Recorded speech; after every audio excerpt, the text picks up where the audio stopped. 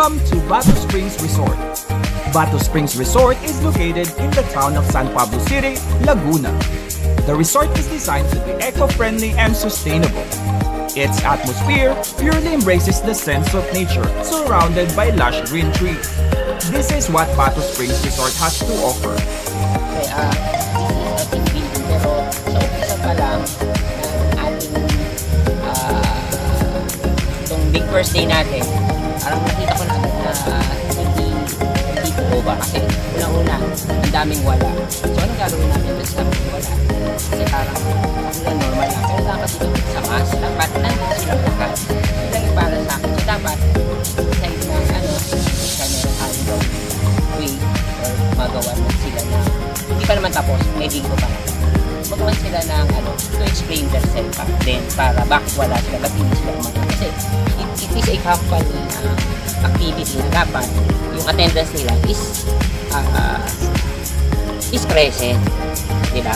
Yun lang yung sa akin. Para at least din yung makita din ng kumpanya ng SKMTI from the head office na buo talaga yung Lawa branch or nagkakaisa or may possible na may potential yung Lawa branch na makabuo talaga ng magandang or makapag-contribute sa branch ng magandang resort or output because we have together team at saka bubulong yung Lawa or non-NCO operation. So yun.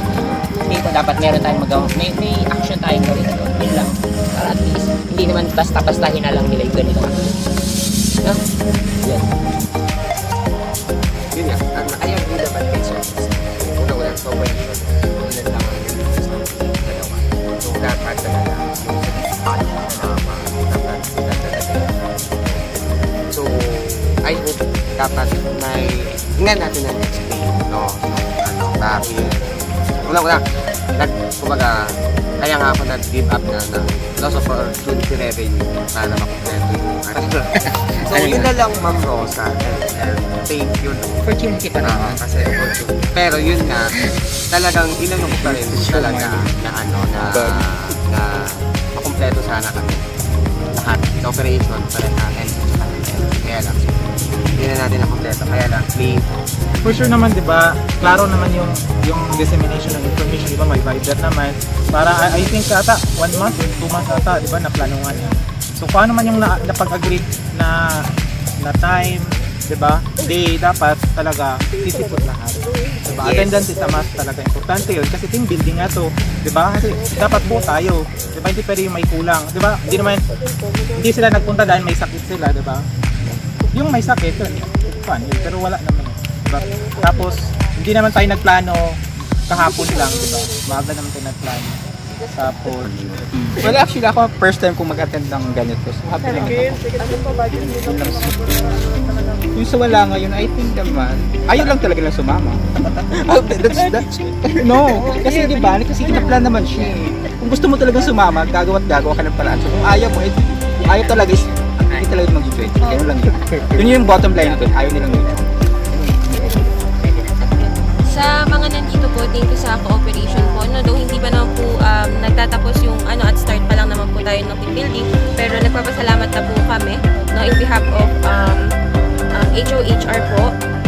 Thank you po sa pag-attend, sa pag-comply ng team building natin today at up until tomorrow. And sa mga hindi naman po, hopefully next time po,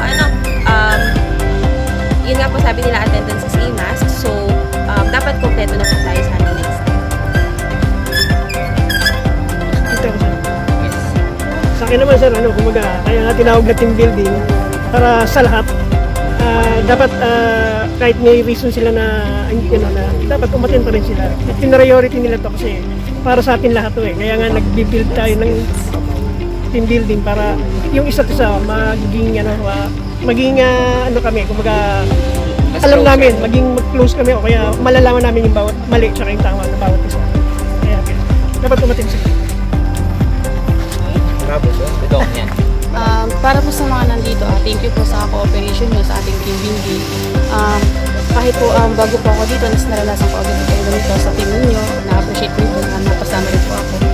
Sa mga hindi naman po naka-attend, sana po next time umattend po kayo kasi opportunity po ito para po sa akin. Para po makaka-create din po tayo ng ayos na team. Yun lang po. Sa mga nandito, sir, enjoy. Enjoy the night, enjoy the day. Tapos sa mga wala dito, ito yung moment na ano. Ito yung moment na hindi na mababalik sa inyo. Ano pa kung magiging answer? Yung sa mga nandito, sir, i-enjoy lang po nila yung team building. Tatawa ako. Kilalan po nila yung isa't isa, mag-work as one. Sa mga wala naman po, sama po kayo na.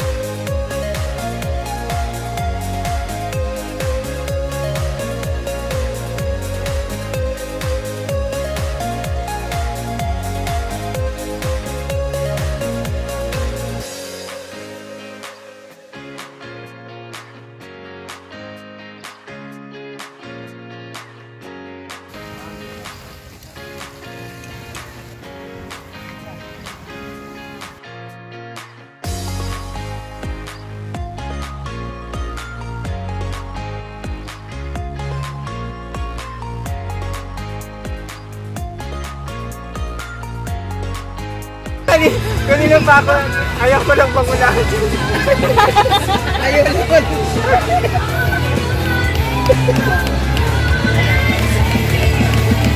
Ayan. Ganyan daw ang Pilipino. Isa yung nagtatrabaho, 3 supervisor.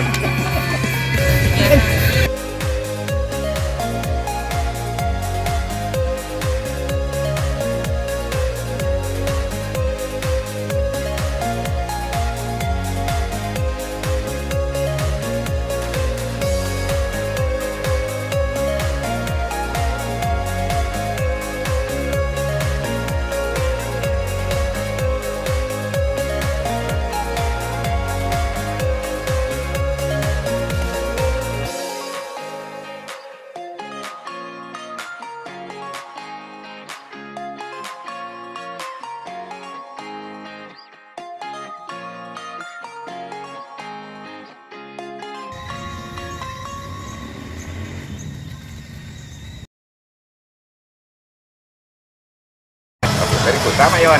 So, ang success ng isang business, it is not because of one person. It is because of all of us functioning, doing their different function. Okay? So, teamwork is the collaboration, is the collaborative effort of a group of active, a common goal or to complete a task in an effective and efficient way. Okay? So, team building, pag sinasabi natin, ngayon na ba yung team building? Of course, hindi. Every day is team building. You eat together, you drink together, di ba? You band together, nag-inuman kayo together. This is already team building because team building is creating a relationship. No? Good people to work together to develop their strengths and to address any weaknesses. So, it is to motivate your people to work together. No? It is to promote working together, develop strength.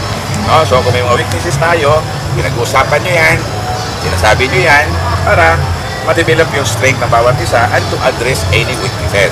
So hanggat hindi ka sinasabihan na mali yung ginagawa mo, you will continue doing it because for you, you are correct. Naintindihan nyo? That's why, huwag kayong ma-offend pag sinabi ko mali ka. Kapag ikaw naman na nagpo-correct na mali siya, huwag lang puro mali din nakikita mo. You have to tell them also, oy, mali ka, ito yung tama. Yung counterpart mo rin ang tama. Hindi yung puro na lang mali nakikita mo, hindi mo rin alam kung ano yung basta mali lang. Di ba? Okay. So, both yun. No? Pag ikaw ay napagsabihan, you should be thankful. Dahil yung hindi mo alam, dahil yung mali mo, na-correct. Ikaw naman na nag-correct, very good. Kasi it is our duty to correct a person na nagkakamali. Pero, hindi huwag mo lang sabihin na mali siya. Sabihin mo rin kung ano yung tama. Dapat. Okay? Next. What is the meaning of effective team building? Effective team building incorporates an awareness of the objective. Team must work to develop goals. So, group kayo towards the common goals. Hindi nag-group lang kayo, wala kayong goal. Wala kayong gustong i-achieve. Basta, lang. Team lang tayo. Di ba? Sa basketball pa, anong goal nyo is winning. Become a champion. Di ba? So, every day may goal tayo. Kailangan matapos ko ito may goal. Kailangan matapos ko ito may POD. Kailangan masingin ko yung mga POD. Kailangan makarga ko ito. That is goal. Uy, tumawag si Nestle. Hingi 3 truck. Kailangan mabigay ko yung 3 truck. Diba? Uy, may delivery ka ng 5. Kailangan bukas, nandito na yung POD. Pagdating ng POD, dapat may balik ko ito kay customer. That is goal. Every day may goal tayo. Pag-isip ko ng umaga, anong goal mo? Goal mo is to come early, not to come late. That's already a goal.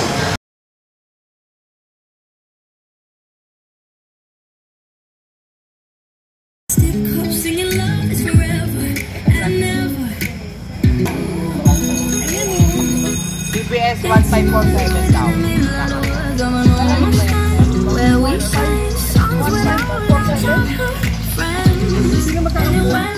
Pero kailangan sa mga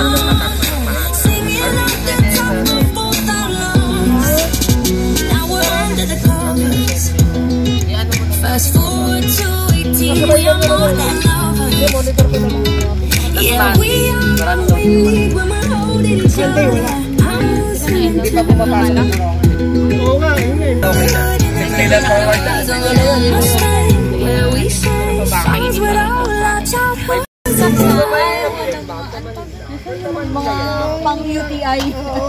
Pang-UTI. Papalo ako eh. Dapat ano lang pinggan lang, tapos kunin lang kayo ng pinggan. Tapos, ito iba, takluban para hindi nakakailan. Yung ano ba, paper plate, para hindi nakakailan. Naka-ice mo na sa ano to? Beer? Ano yan? Akin yung baso ko. Asan yung baso ko? We were only 11. Asan yung baso?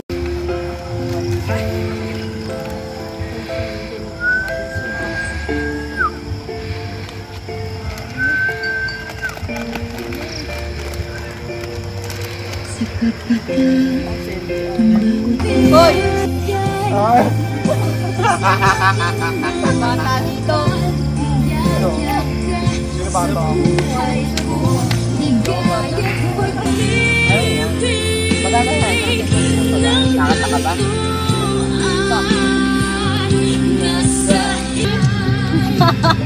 Wala rin tayo iisip. Narating ko kayo. 1 hour. Mga 12. May pabigla ka ha. Kahit sa pagtulog, kalasin ko, ready ka ha? Huwag nang... Ba't may pag-gawin, sir? Sabi ko, pag kalasin ko, ready ka lagi. Hindi na pwede.